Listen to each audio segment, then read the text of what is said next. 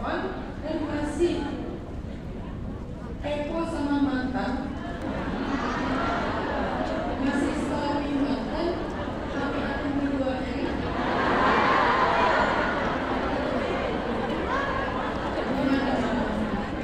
Gimana kita berdamai bahwa dia bukan jodoh saya? Karena kita masih suka terjebak di masa lalu. Kenapa sih saya nggak jadian sama dia? Kenapa sih saya nggak nikah sama dia?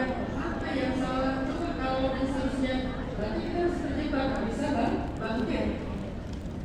Atau kalau dalam urusan karir, gimana cara kalian menikmati takdir kalau kalian memang nggak keterima di kampus itu, kampus favorit kalian? Kenyataannya sekarang kalian kuliah di sini atau bahkan nggak kuliah. Gimana cara kita menerima takdir bahwa kita tuh gagal dalam sebuah lamar kerja, tertolak kerja di situ, atau gagal dalam bisnis, atau ditipu sama teman. Setiap ketemu pinjam dulu 100, dan itu dia bilang. Gimana cara kita beriman kepada takdir apabila kita mendapatkan takdir yang buruk, kegagalan, kehilangan, luka, kecewa, dan sebagainya. Maka kita akan belajar kata para ulama, coba pegang 3 kalimat ini untuk mengimani takdir buruk. Sehingga kalau kita udah bisa beriman kepada takdir buruk, kita akan ikhlas dan akan ridho menghadapi kenyataan. Pegang 3 kalimat ini kalau kita pengen berdamai dengan takdir buruk atau mengimani takdir buruk. Soalnya kalau kita nggak beriman, nggak mengimani, ya nggak akan berdamai, nggak akan tenang. Kayak misalnya saya nggak percaya sama seseorang, saya nggak akan tenang nitipin harta saya ke dia kan. Kalian tenang nggak dalam duit di bank? Kenapa tenang? Karena percaya sama perbankan kan gitu kan. Berapa duitnya? Bisa 1 juta, bisa 10 juta, bisa 100 juta, ada yang sampai bermiliar-miliar. Tenang dia taruh duit di bank. Dia nggak pernah megang, dia nggak pernah nyentuh, dia cuma tahu saldonya doang, nggak pernah dalam itu angka-angka digital. Tapi dia tenang. Kenapa tenang? Uangnya bermiliar di situ? Karena dia percaya. Kalau kita tenang, takdir kita ada di tangan Allah, kita yakin, kita percaya sama Allah, maka kita akan tenang. Yang ini kita ada tenang. Kita nggak percaya kalau takdir kita itu di tangan Allah, dan kita nggak percaya sama keadilan Allah. Akhirnya kita jadi galau. Saya punya asisten rumah tangga di rumah saya. Saya tenang tinggal di rumah, meskipun anak-anak saya dijaga sama mereka, diasuh sama mereka. Kadang-kadang saya tinggal di rumah sama istri, jadi rumah benar-benar nggak ada orang tua.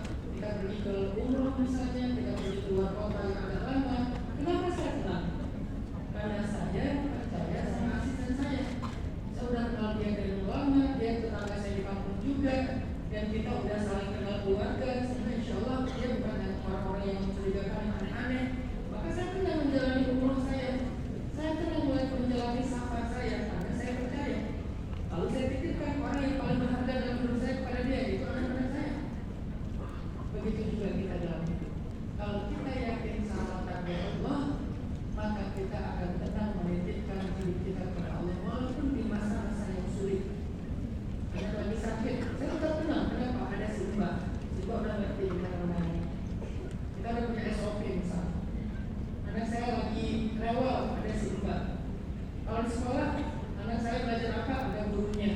Kita tenang karena udah menitipkan kepada seseorang yang kita percaya.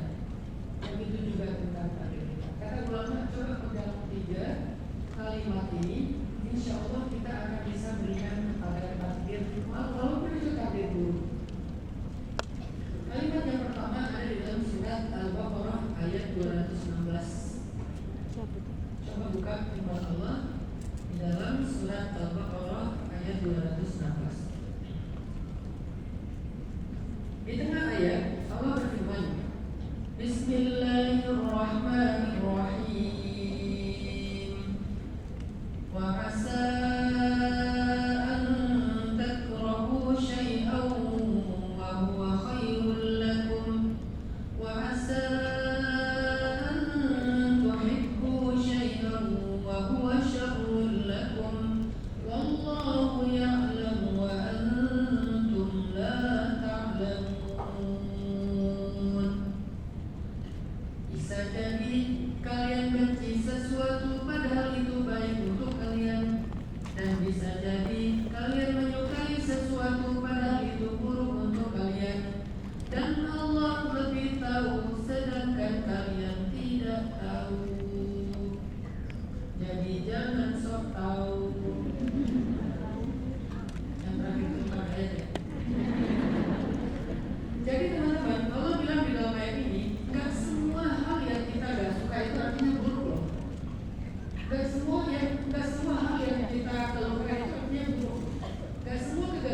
buruk, gak semua kehilangan itu buruk, gak semua luka itu buruk, gak semua air mata, kecewa, marah itu buruk, gak semua rasa sakit itu buruk. Kurban kita gak suka memang, tapi belum tentu apa yang kita gak suka itu berarti buruk bagi kita. Banyak banget kejadian-kejadian yang kita gak suka dalam hidup kita, justru itulah yang membawa kita sebagai sebuah